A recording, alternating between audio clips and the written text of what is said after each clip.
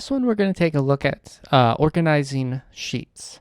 So in this lesson, we're going to take a look at how we can have multiple sheets, also called tabs, within your spreadsheet.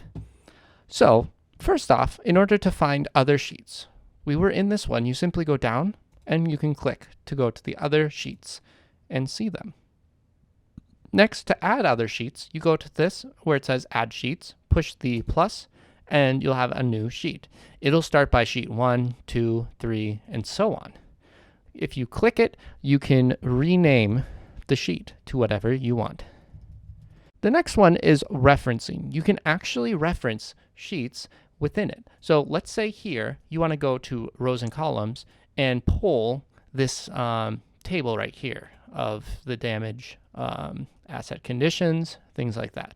So in here, you can start by calling equal and then go over to the next sheet and then select what you want to reference.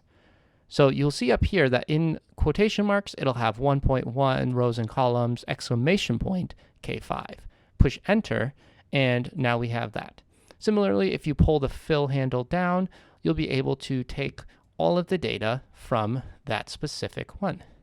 Now you can see here that it's missing. Let's say that we have a new, let's say phone, and there's 3, 4, 5, 6, and that would be 18 total. Hopefully my math is correct. You can see that that gets updated up here too.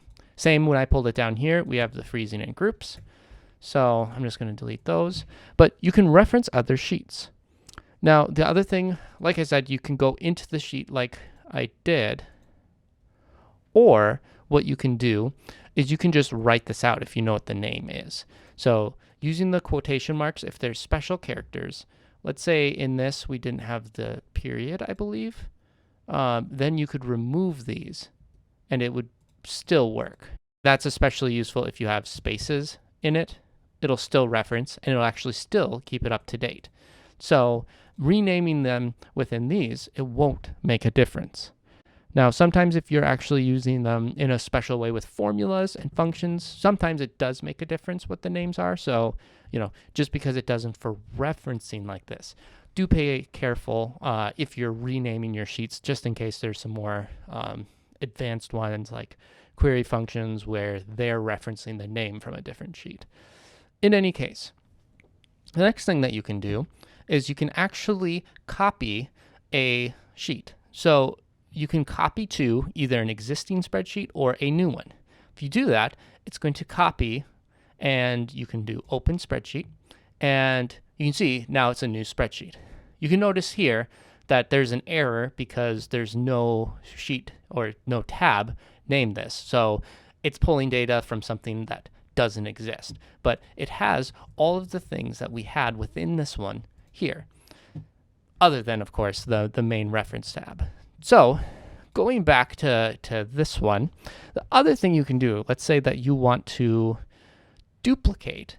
Duplicate will be inside this one. So it'll say copy of whatever. And since this does have the rows and columns sheet in it, it'll continue to work. So duplicate inside of it, whereas you can copy it to another one. Just be careful, as we showed, with referencing other cells, just in case that sheet doesn't exist. Now, if we take this one and let's say copy to existing, we can go to, I think it would be this one. Hopefully that was the one. Yes, it is. Now, just because it has those, it's because it's a copy of. Let's see if I delete it. It still won't. I think based off of it's thinking the other one, you'll have to basically go through it and then re-reference it so it says, oh, there's actually one here. So, again, if you get that error, it's pretty easy to just copy the other one required.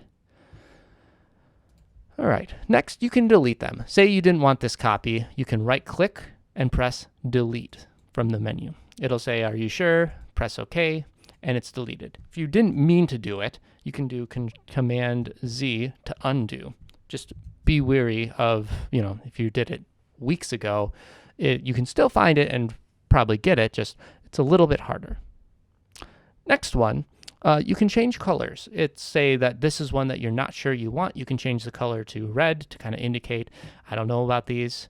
You could, since this is lesson 2, you might want to click both of them, change colors to green because we've worked on those already. That's a way to organize and help out. You can color code for those. Again, just be mindful of who's on your team, just in case color identification is hard. You can have other, options to make sure everyone on your team can understand and know what's going on within your sheet. You can switch the order by dragging them too. So maybe you wanted this renamed sheet all the way to the front or to the back. You can just move them like that.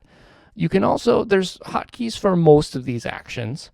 For example, here, switching the order, you can do Option Shift and then S.